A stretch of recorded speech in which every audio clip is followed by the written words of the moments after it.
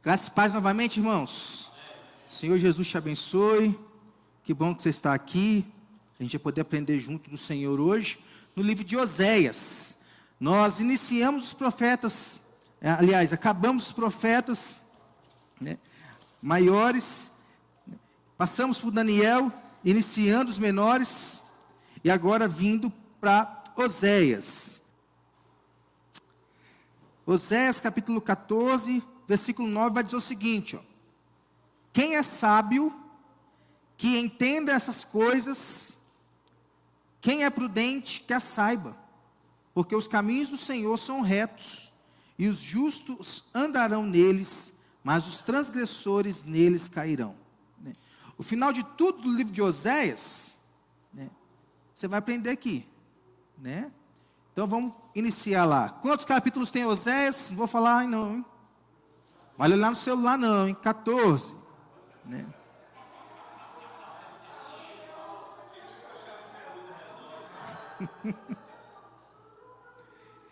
Oséias era um profeta aí da tribo do norte, tribo de Israel.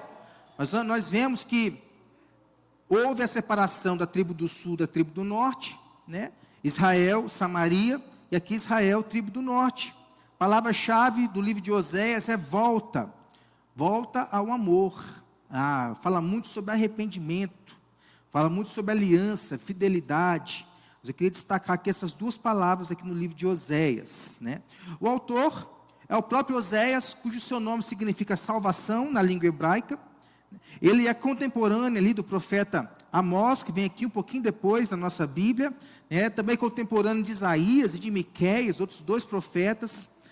O seu ministério durou cerca de 60 anos e é o mais longo de todos os profetas que nós temos na Bíblia. O ministério dele é o mais longo. A gente tem uma ideia aqui dos reis de Israel. Nós temos aqui Jeroboão II, Zacarias, Salum, Menahem, Pecaías, Peca ou Elá e Oséias, que não é esse Oséias, o profeta. O que eles têm em comum aí? Vocês estão vendo aí no slide? Todos eles foram infiéis ao Senhor. E aí a gente vê a necessidade de um profeta. A gente vê o porquê que o Senhor enviou um profeta para falar ao povo. A tônica dos profetas era essa. O povo andando desobediente dos seus caminhos, de coração obstinado, pecando ao Senhor, jogados mesmo na lama da idolatria. O Senhor vai então, levanta profetas para poder chamar o povo ao arrependimento. A profecia bíblica não tem nada a ver com o que as pessoas falam hoje de profecias. A profecia bíblica é um chamado ao arrependimento coletivo ou individual. E hoje a profecia bíblica é um chamado à palavra de Deus. Toda vez que alguém está falando da palavra de Deus, essa pessoa ela está profetizando. Essa pessoa está profetizando a palavra. Então não tem nada a ver com a adivinhação do futuro, essas coisas que nós costumamos a ouvir por aí. Versículos chaves, vamos ler todos juntos aqui, o primeiro capítulo do segundo versículo. Vamos lá no 3, hein? 3. Quando pela primeira vez falou o Senhor por intermédio de Oséias, então o Senhor lhe disse: vai, toma uma mulher de prostituições e terás filhos de prostituição, porque a terra se prostituiu desviando-se do Senhor. A tônica do início do livro de Oséias é essa aqui. Um outro versículo chave é o capítulo 14, próprio que nós está aberto aqui ainda. Os dois primeiros versículos vai dizer o seguinte, vamos lá, todos juntos. Volta, ó Israel, para o Senhor teu Deus, porque pelos teus pecados estás caído. Tende convosco palavras de arrependimento e convertei-vos ao Senhor. Então são os dois versículos-chave que nós temos aqui. Tem os outros versículos também muito importantes. Por exemplo, no capítulo 11, no capítulo 6, versículo 3. Mas eu queria destacar aqui esses dois versículos. Período do livro de Oséias. Os acontecimentos históricos acontecem aí desde 785 a.C., até o cativeiro das 10 tribos. O tempo vem na decrescente antes de Cristo.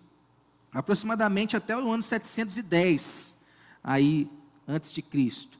Qual que é o tema do livro de Oséias? A chamada final para Israel, a esposa infiel e o amor imutável de Deus. Uma grande exortação ao arrependimento dirigida às 10 tribos durante o cativeiro destas. Esse é um tema geral aqui do livro de Oséias, né? Nós vemos na Bíblia que após a morte de Salomão, a monarquia se dividiu em duas, né? Israel, 10 tribos do norte foram para lá, Judá dividiu-se em 2 tribos no sul, Jeroboão I, que foi um rei, né, também mau, o que ele fez? Idolatria, ó. Começou a reinar sobre a nação de Israel, estabeleceu bezerros de ouro em Dan e Betel, 2 cidades, as pessoas adoravam esse bezerro de ouro, né, de tal forma que não precisasse adorar em Deus em Jerusalém. Por quê? O centro da adoração ao Senhor era Jerusalém. Então todo mundo ia a Jerusalém para adorar ao Senhor. A partir do momento que houve aqui a inauguração, não sei, né, construção do bezerro de ouro em Dan e Betel, né? Não precisam ir lá em Jerusalém adorar o Senhor, não, né? Vocês podem achar que vocês estão adorando o Senhor aqui. Na verdade, vocês estão ficando idólatras, né? Então o povo deixou-se de ir a Jerusalém para poder adorar bezerros de ouro. Então, a partir de Jeroboão I, né, todos os reis após ele manteram o mesmo caminho, né? E nós vemos na figura bíblica que sempre que um rei ele era infiel ao Senhor, quem é que sofria? O povo. É uma das tônicas aqui de Oséias, né? Mesmo assim, Deus enviou a Israel alguns de seus mais destacados profetas. Aqui antes de Oséias, Elias, Eliseu, né?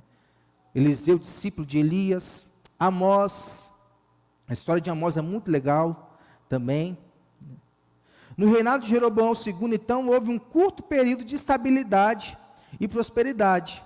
Mas logo após sua morte, ocorreram violentas mudanças na sucessão do trono, golpes de Estado, decadência moral, espiritual e rápida ruína. Por isso que nós vemos ali, Jeroboão reinou até muito tempo, né? Os outros reis depois dele sempre foram pouco tempo. Se eu não me engano, tem um lá naquela sequência que eu mostrei, que era 1 mês o reinado dele durou, né? Porque sempre tinha um golpe de Estado, né? Isso era reflexo da decadência, né, moral e espiritual da sociedade, né? Por fim, em 722 a.C., os assírios conquistaram Samaria e levaram as 10 tribos do norte para o cativeiro. Contudo, antes deste trágico evento, o Senhor levantou um profeta apaixonado, Oséias, como último recurso para tentar trazer o povo de volta para Deus e evitar esse desastre, né? A gente vê, né, que o Senhor, né, ele coloca o seu povo ali, né, para passar na prova. Porque seu povo não está andando direito nos caminhos do Senhor. O que causou o cativeiro babilônico? Né, a mesma coisa. É idolatria, era desvios do caminho do Senhor, desvios morais, né? Então, o Senhor levou para o cativeiro. 70 anos, como nós vimos semana passada em Daniel. Depois veio o rei Ciro, fez um decreto, e mandou retornar para poder reconstruir o templo. O que eles fizeram? Reconstruir o templo? Né? Até fizeram, né? Mas depois de muito custo. Primeiro eles foram cuidar das suas casas, né? Casas apaneiladas, lá como diz Ageu. Eles foram cuidar das suas coisas, e o templo lá destruído, né? O Senhor chamou eles de novo ao arrependimento e voltaram ao caminho dele, né? Então os reis, os sacerdotes da época ali, rei, estado, sacerdote, igreja, né? Então os pastores, o que eles eram aí, assassinos, libertinos, idólatras. O que eles estavam fazendo? Em vez de trazer o povo para o caminho do Senhor, eles estavam desviando o povo do culto ao Senhor Deus, né? O pastor aqui, ele bate tanto na tecla que você tem que vir para a igreja, não tem que vir, tem que vir, tem que vir. Aqui não, eu quero o contrário, né? Quanto mais longe do culto ao Senhor, melhor, né? Então o governo, sempre que passava por uma dificuldade, né, ao invés de se voltar ao Senhor Deus, o que eles faziam? Voltavam-se para nações mais ricas, por exemplo, o Egito ou a Assíria, pedindo ajuda, né? Eles viviam numa segurança descuidada, né? Somente em tempo de perigo, por um arrependimento fingido, que eles se voltavam para Deus, né? É como diz o profeta Jeremias: esse povo honra-me com os lábios, mas o seu coração está adiante, distante, está longe, né? Então, esses pecados da nação, né, no seu estado aí de separação de Deus, são resumidos pelo profeta como o pecado de adultério espiritual. Aí vem a relação aqui do casamento, né, ilustrado pela própria experiência do profeta, ao se casar com uma mulher, né, prostituta, que o abandonou por outro amante, né? E aí que a gente tem que chegar aqui, a mulher era prostituta mesmo, pastor? Né? Muitos dizem que não, que ela se tornou prostituta depois do casamento, né? Senão não tinha por base Oséias ter casado com ela, sabendo que ela vivia uma vida imoral, né? Há outros que acham que sim, mas a maioria, né, acha que não. Então o pecado de Israel é mais grave do que os das nações vizinhas, porque o pecado dessas nações são ofensas cometidas por aqueles que não tinham relação com o Senhor Deus. Então as nações vizinhas, elas estavam pecados sim, né? Mas elas eram nações gentias, vamos assim dizer, linguagem do Novo Testamento, né? Já Israel não, Israel era o povo escolhido de Deus. Israel estava pecando, né, e pecando contra o Senhor, Deus Todo-Poderoso. Então o pecado de Israel é o de infidelidade a seu esposo, o Senhor, que libertou do Egito, cuidou dela e com quem faz votos sagrados de obediência e fidelidade no Monte Sinai. Então a gente vem aqui, a mulher adúltera, né? Nós temos Oséias, né? Isso aqui tudo representa o quê? Né? Deus e o seu povo, Deus e a igreja, né? A gente vê que o Senhor tirou o povo dele do Egito, da escravidão, cuidou, nuvem de dia, fogo à noite, água, maná caindo do céu, né? Na sexta-feira eles tinham que pegar maná em dobro, né? Porque no sábado não podia fazer nada, né? E o Senhor dava para eles ali, tudo o Senhor dava para eles ali, eles sempre reclamando, sempre desobedecendo, sempre infiéis ao Senhor, né? Essa era a tônica do povo de Deus naquela época. Continua hoje? Sim. Então, em lugar de matar a esposa adúltera, né, como prescrevia a lei, era um mandamento da lei, o Senhor Deus manifesta com ela um amor que vai além do humano. O que é que o Senhor Deus faz com essa mulher adúltera? Ele a acolhe, né? Oséias vai, casa com ela, como um mandado do Senhor. Ela vai, se rebela contra Oséias.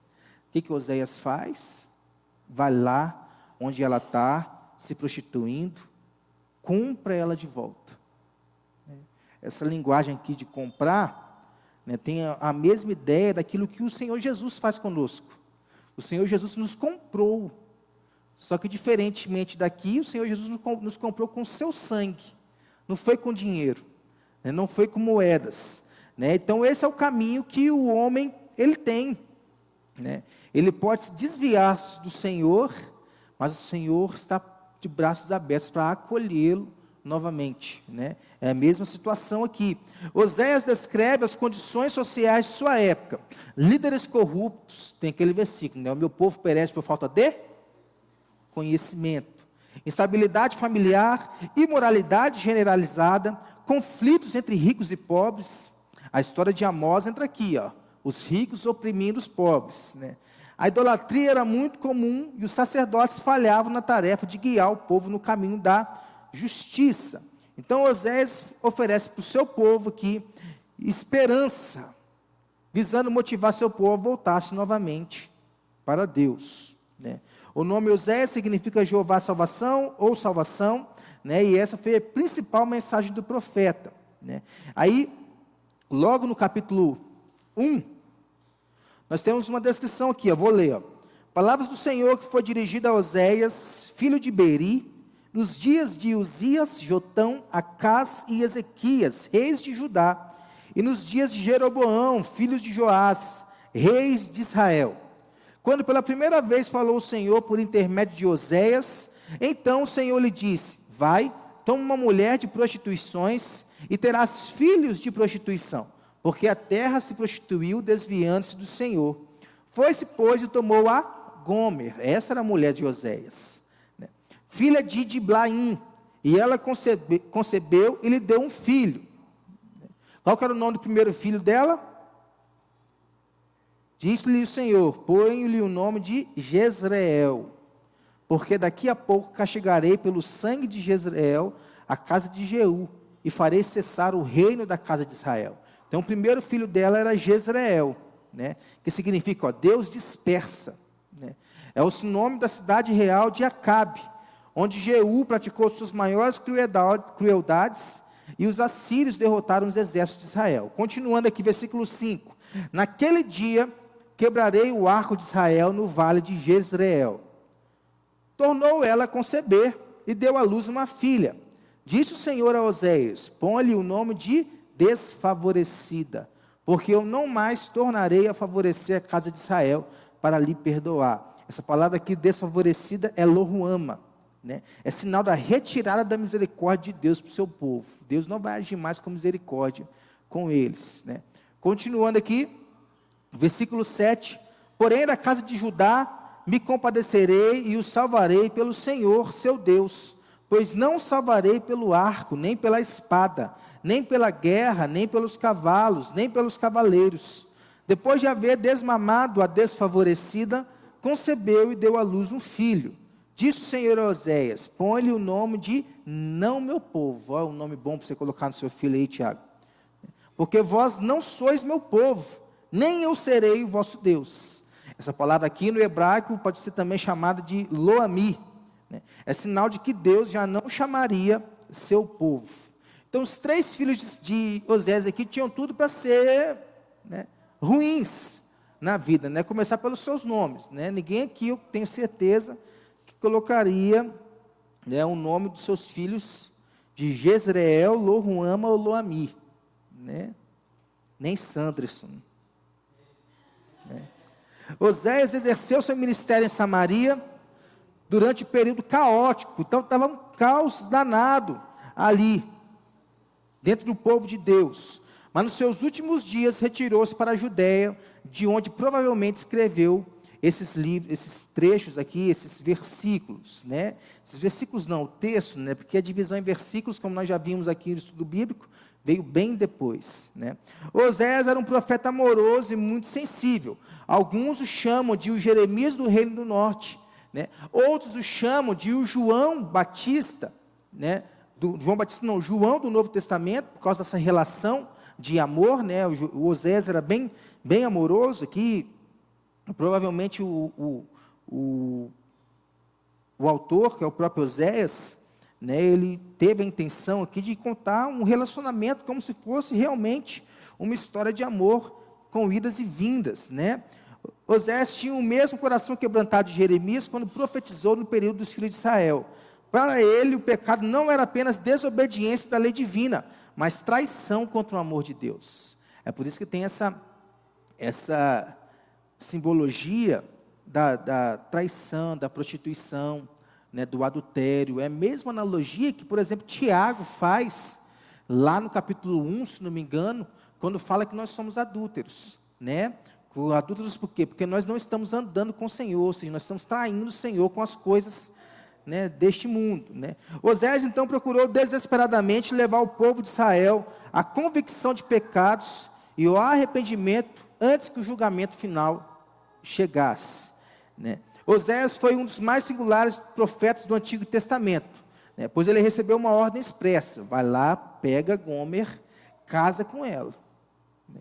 Vai se casar com ela. O que vai acontecer depois disso, né? Sou eu que estou no comando, sou eu que estou no controle. Nós vamos entender aqui o porquê, né? Apesar de ter tido 3 filhos com ela, sua mulher voltou à antiga vida de pecado, né? Como disse, aquela relação lá da maioria, achar que ela veio a ser prostituta depois, outros acham que veio antes, né? Eu coloquei aqui como antes, porque é aquilo que eu penso ser, né?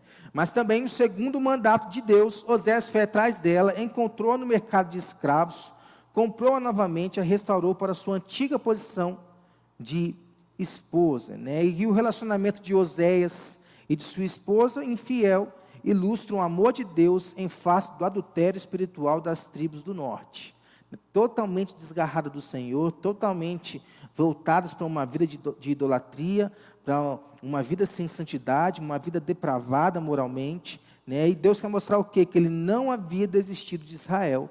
embora o povo tivesse agido como prostituta, voltando-se para a idolatria e para os pecados em suas mais diferentes formas. Ali havia no meio do povo falsidade, imoralidade, homicídio, roubo, opressão, tudo isso havia dentro do povo de Deus, estou falando aqui, né? Dentro do povo, vamos ver aqui, por exemplo, capítulo 8, versículo 4. Eles estabeleceram reis, mas não da minha parte, é o que eles fizeram. Constituíram príncipes, mas eu não soube. Da sua prata e do seu ouro fizeram ídolos para si, para serem destruídos. O teu bezerro, ó Samaria, é rejeitado. A minha ira se acende contra eles. Até quando serão eles incapazes da inocência?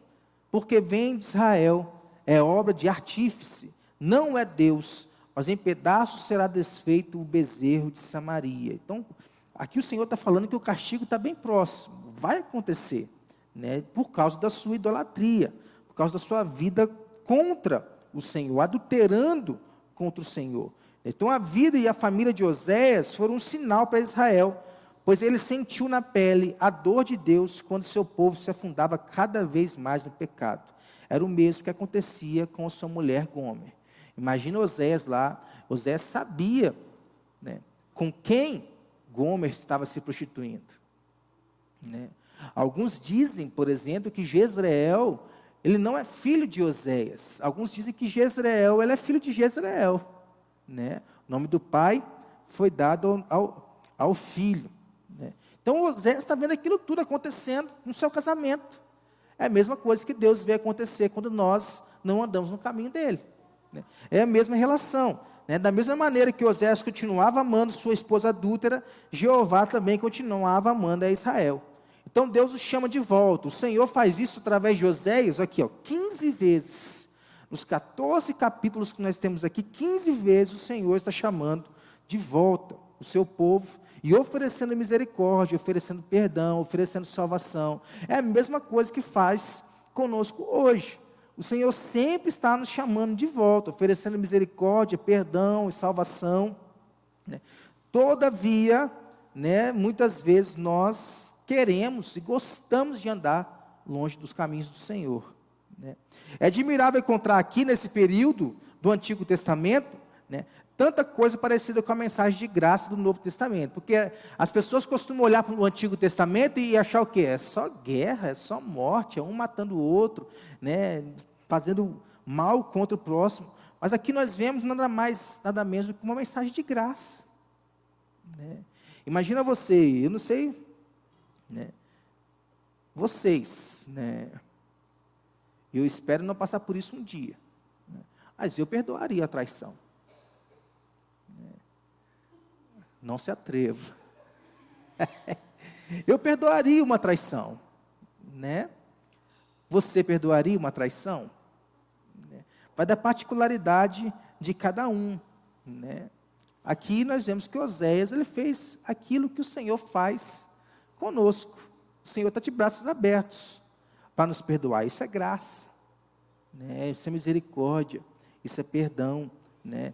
Muitas pessoas pensam que o Antigo Testamento mostra apenas a ira de Deus, enquanto o Novo Testamento mostra o seu amor. Nós estamos vendo aqui o amor do Senhor, que mesmo o seu povo andando nos caminhos tortuosos, ele está de braços abertos para poder chamar o teu povo de volta, para poder caminhar com ele, né? A Bíblia toda nos mostra isso também. Falei aqui um pouco sobre obediência no domingo, né? Mas sempre que o povo andou desobediente, Deus está chamando eles à obediência, mesmo se for para sofrer, como o povo sofreu no cativeiro babilônico, né? Então as profecias de Oséias advertem Israel de sua infidelidade para com Deus e do iminente castigo que estava para acontecer. Capítulo 8, está para acontecer um castigo com o povo, né? Eles ficariam muitos dias sem o verdadeiro Deus, e sem falsos deuses, sem sacrifícios e sem ídolos, mas depois se voltariam para o Senhor, né? É um castigo que Deus dá, né? É como lá, uma comparação com o filho pródigo, né? O Senhor deixou ele ali, né? Ele quis gastar o seu dinheiro, gastou. E o Senhor deixou ele com porcos ali, comendo da lama, comendo da lavagem, né? Até o momento em que ele foi chamado de volta. Ele passou um tempo ali, vamos dizer assim, sem o Senhor, né? Aí o Senhor chamou de volta ao seu pai ali, que na parábola simboliza o nosso Senhor. Assim como Osés recebeu sua esposa infiel de volta, semelhantemente, Deus também faria o mesmo com o seu povo. Nós temos isso ilustrado no capítulo 3, quando ele vai lá e compra a mulher de volta. Por ter pecado tão profundamente, o povo eleito merece o infalível castigo divino. Mas, apesar disso, a principal mensagem do livro é o amor, a bondade e a misericórdia de Deus, que prevalecerão no final. Né? Por que o povo eleito merece o infalível castigo divino? Porque está andando, né, debaixo dos seus próprios caminhos. Osés nos convida então a conhecer Deus de modo mais íntimo. Esse conhecer aqui que nós temos no capítulo 6, por exemplo, né, no versículo 3, conheçamos e prossigamos em conhecer o Senhor. Essa palavra aqui no hebraico é a palavra iadá, né, que significa conhecer. Né, e é um conhecimento aqui que não é aquele conhecimento de palavra. Né, eu sei sobre. Não, eu tenho intimidade, eu conheço realmente quem é Deus. Eu sou íntimo, eu tenho um relacionamento com Deus. É como Jó, né? Antes eu ouvia só de falar. Agora os meus olhos estão vendo, estou conhecendo de verdade. Só é possível conhecer Deus de verdade se nós tivermos um relacionamento com Ele. Por isso são usadas as figuras de marido, esposa, que no capítulo 11, né? Deus mostrando o seu amor como pai, né? Nos 4 primeiros versículos, para poder representar o relacionamento de Deus com o seu povo. O que Ele espera de nós? Ele espera de nós amor, verdade e o real conhecimento dEle. É isso que o Senhor espera de nós. Né? O nosso catecismo, na Confissão de Westminster, né, no catecismo menor, né, tem uma pergunta lá que, o que Deus requer de nós? Né? A resposta é, Deus requer de nós obediência à sua palavra. Somente isso que Deus requer de nós. Então este livro ele tem uma mensagem especial para os desviados, pois por meio do profeta Deus chama de volta o seu povo que havia se desviado. Além disso, também vemos nesses escritos os métodos que Deus usa para alcançar tais objetivos. E essa palavra aqui que é usada aqui, desviados, não é somente para aquele que está longe, porque igreja também é lugar de gente desviada. Porque se você desconhecer a Deus, se você diz ser íntimo do Senhor, mas se você não está vivendo uma vida que demonstra essa intimidade com Deus, você é um desviado dentro da igreja. Né? Porque na igreja há os réprobos, né, e há os santos. Né? Há as ovelhas e há os bodes. Tudo isso no meio da igreja. Ovelha é quem anda com o Senhor. Bode é quem não anda com o Senhor. Então, divisões do livro. São 3 divisões, aqui bem básicas, simples. A primeira, né, os 3 primeiros capítulos falam de separação, esse relacionamento de casamento entre Osés e sua esposa, a esposa infiel. Né? Muitas vezes Deus falou ao seu povo por meio de sinais e ações, desde a saída do Egito. Lá o Senhor está falando desse jeito, sinais, né, ações simbólicas. Né? Esses sinais serviam de ilustrações rigorosas para a mensagem do profeta e para despertar a atenção do povo em tempos que se recusava a prestar atenção à palavra falada. Né? Então, eles desprezaram os sinais e eles desprezaram também a palavra falada através do profeta. Então, da união de Oséias com uma mulher prostituta, nascem filhos que recebem nomes simbólicos do juízo de Deus sobre a nação. Tá bom, já que vocês estão me rejeitando através dos sinais e através das palavras, eu vou rejeitar vocês também. Desfavorecida, não mais meu povo, Jezreel, uma cidade sanguinária. Né? Por quê? Porque o povo está pedindo isso. Uma das metáforas centrais da mensagem de Oséias é o casamento. Aliada a essa metáfora está a própria experiência pessoal de Oséias ao casar-se com uma mulher infiel. Então, devido ao adultério de sua esposa e seu subsequente empenho em reconciliar-se com ela e restaurar o seu relacionamento, Oséias provavelmente adquiriu uma visão profunda do relacionamento do Senhor com Israel, cujos pecados eram semelhantes à infidelidade de um cônjuge. A mesma, é uma alegoria, um simbolismo que nós temos aqui. Oséias, Deus, Gomer, a sua mulher, infiel, seu cônjuge infiel, o povo de Deus, a igreja do Senhor. Segunda parte do livro de Oséias, do capítulo 4 ao capítulo 13, fala sobre Israel, uma nação pecaminosa, que não quer ouvir o Senhor, que perece por falta de conhecimento, que tem os seus reis maus, que tem os seus sacerdotes que estavam ali na vida boa, na vida mansa, não estavam levando o povo para o caminho do Senhor. Isso tudo nós temos aqui, dentro dessa segunda sessão aqui, nós temos uma mensagem de condenação, mas que depois vira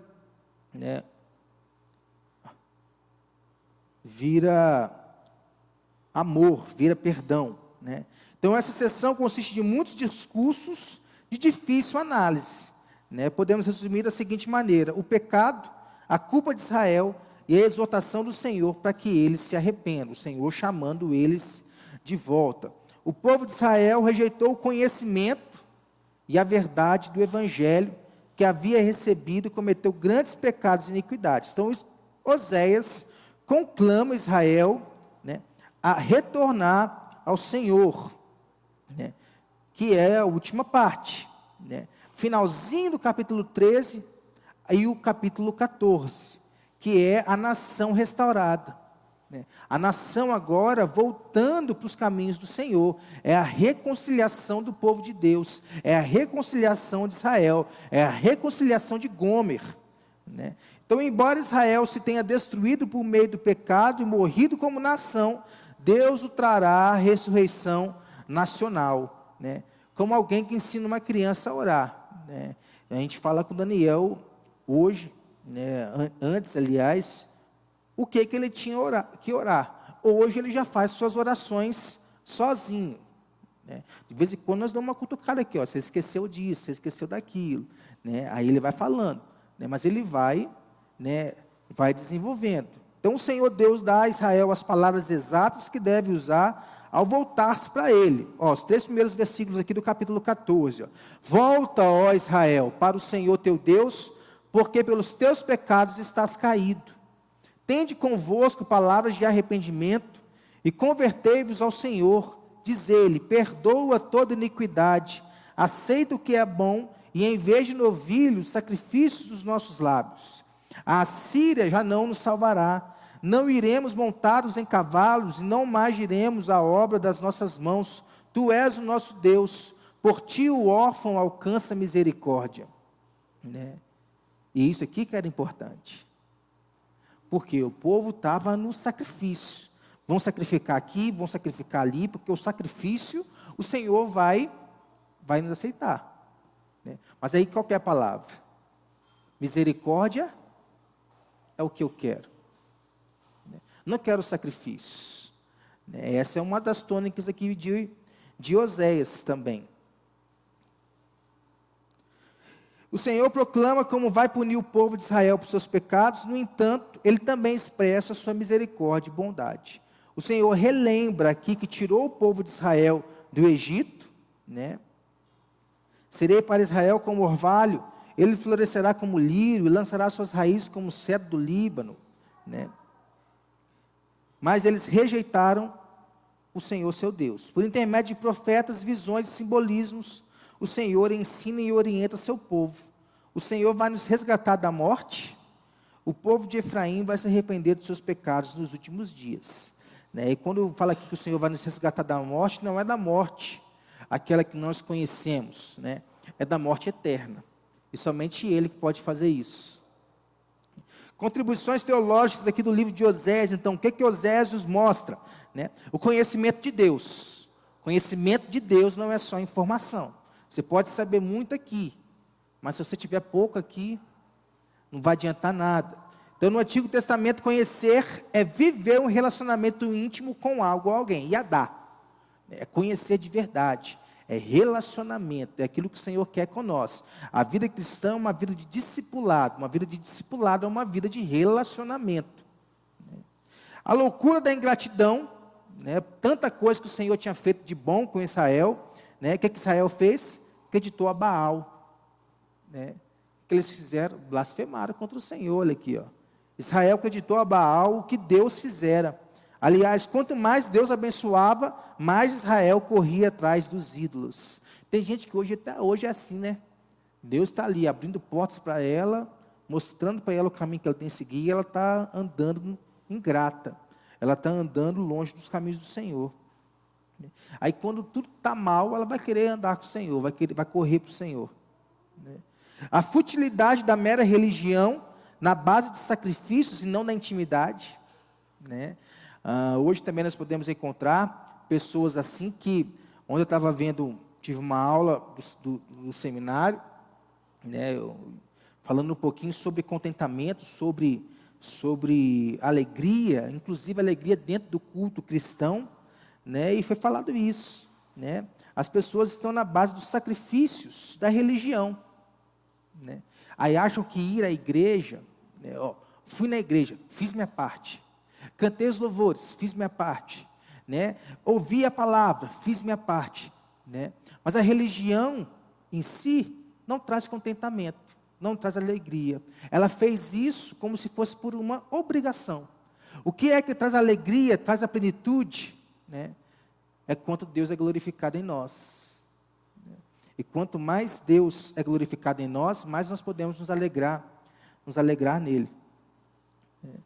A compaixão imutável de Deus, porque o amor de Deus é maior que o pecado do povo e triunfa sobre a inconstância de Efraim. Nós podemos estar andando longe dos caminhos do Senhor, mas nós podemos ter uma certeza: Deus nos ama. Deus nos ama, e assim a Bíblia nos diz, né? Ele ama seu povo mesmo quando são infiéis a Ele, e que misericordiosamente lhes oferecerá a reconciliação. Embora haja consequências para a nossa infidelidade, o Senhor deseja que todo o seu povo retorne a Ele e renove seus convênios com o Senhor. Essa é a história de Oséias, né? Oséias, Gomer, Deus e seu povo, né? Uma história de amor, mas também de traição, mas também de reconciliação, né? Essa reconciliação ela está estendida aí para nós todos os dias na nossa vida, né? Pequei, pastor. Como que eu posso então me reconciliar com o Senhor? Fé e arrependimento é o caminho para nós hoje, né? Não precisamos mais sacrifícios, né? Eu vi um vídeo do pastor Ival falando que o pastor estava ficando até gordo, né? Porque os sacrifícios eles eram feitos, né? E o pastor que ficava com o sacrifício. Então o pastor comia churrasco todo dia eram feitos sacrifícios. O pastor estava ficando gordo, barrigudo, igual esse aqui, né? Vamos orar então?